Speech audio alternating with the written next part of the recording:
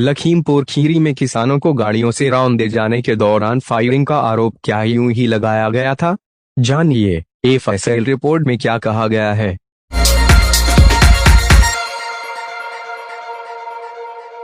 लखीमपुर खीरी हिंसा के वक्त केंद्रीय राज्य मंत्री अजय मिश्रा टेनी के बेटे आशीष मिश्रा और उसके करीबी के लाइसेंसी हथियार से फायरिंग हुई थी। एफएसएल जांच में इसकी पुष्टि हुई है। फिलहाल दोनों आरोपी जेल में बंद हैं। ताजा रिपोर्ट से घटना में आशीष मिश्रा के शामिल होने के आरोप और ज्यादा पुष्ट होते हैं। अजय मिश्रा अब तक दावे करते रहे हैं कि उनका बेटा घटना के वक्त मौजूद नहीं था। हालांकि उन्होंने यह जरूर माना है कि उनकी गाड़ी वहां मौजूद थी।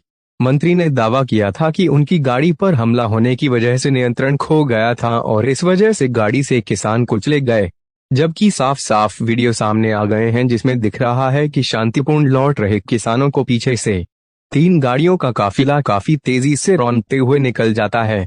किसानों ने दावा किया था कि किसानों को कुचलने वाली गाड़ी में आशीष मिश्रा था और उन पर मंत्री के बेटे ने गोलियां भी चलाई थीं।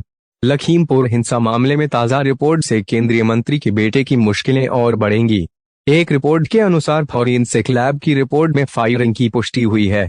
आज तक की रिपोर्ट के अनुसार आशीष मिश्रा और उसके करीबी अंकित दास के लाइसेंसी हथियार की बैलिस्टिक रिपोर्ट में फायरिंग की पुष्टि हुई है। किसानों द्वारा फायरिंग का मामला उठाए जाने पर इसकी जांच के लिए लखीमपुर पुलिस ने अंकित दास की रिपीटर गन, पिस्टल और आशीष मिश्रा की राइफल और रिवॉल्वर को जब्त किया था। चारों हथियारों की एफएसएल रिपोर्ट में फायरिंग की बात सामने आई है। अभी तक यह साफ नहीं है कि किन किन हथियार से गोलियां चलाई गईं। लखीमपुर खीरी में हिंसा का यह मामला है जिसमें 3 अक्टूबर को 4 किसानों सहित 8 लोगों की मौत हो गई थी। 4 किसानों और एक पत्रकार की मौत कुचलने से हुई थी, जबकि 3 लोग बाद की हिंसा में मारे गए थे। आरोप है कि 3 गाड़ियों के एक काफिले ने प्रदर्शन करने वाले किसानों को रौंद दिया था। इसमें अजय मिश्रा की एक महिंद्रा थार भी शामिल थी। आरोप सीधे तौर पर मंत्री के बेटे आशीष पर लगा कि उसने कथित तौर पर गाड़ी चढ़ाई। केंद्रीय मंत्री अजय मिश्रा टेनी ने कहा था कि जिस थार गाड़ी ने किसानों को कुचला है वह उनकी ही है और उनके नाम पर रजिस्टर्ड है। हालांकि उन्होंने बार बार कहा कि उनका बेटा आशीष मिश्रा घटना के दौरान थार गाड़ी में नहीं था। उन्होंने अपने बेटे का खुलकर बचाव करते हुए कहा कि उनका बेटा आशीष मिश्रा सुबह 11 बजे से शाम तक कार्यक्रम स्थल पर था। इसके फोटो और वीडियो भी उपलब्ध हैं। केंद्रीय मंत्री के इन दावों के बाद कई लोगों ने यह दावा किया कि हिंसा वाली जगह कार्यक्रम स्थल के पास ही थी और वे इस बीच हिंसा के वक्त वे हम मौके पर थे। कई किसानों ने कहा था कि उन्होंने आशीष मिश्रा को किसानों को रौंदने वाली गाड़ी में देखा था। कुछ किसानों ने तो यह भी आरोप लगाया था कि फायरिंग की गई थी।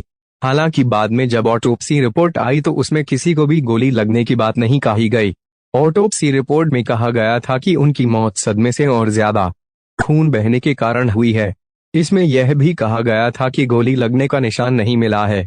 वैसे इस मामले में पुलिस जांच पर शुरू से ही सवाल उठते रहे हैं। एक दिन पहले ही यानी सोमवार को सुप्रीम कोर्ट ने सख्त टिप्पणी की है और कहा है कि इस तरह सबूत जुटाए जा रहे हैं कि एक अभियुक्त को बचाया जा सके। सुनवाई के दौरान शीर्ष अदालत ने सुझाव दिया कि हाईकोर्ट के रिटायर्ड जज को लखीमपुर खीरी के मामले में चल रही जांच की निगरानी करनी चाहिए। अदालत ने उत्तर प्रदेश सरकार से कहा है कि वह शुक्रवार तक इस मामले में जवाब दे। अदालत ने पिछली सुनवाई के दौरान उत्तर प्रदेश सरकार से पूछा था कि अभी तक सिर्फ 23 गवाहों से ही पूछताछ क्यों की गई है।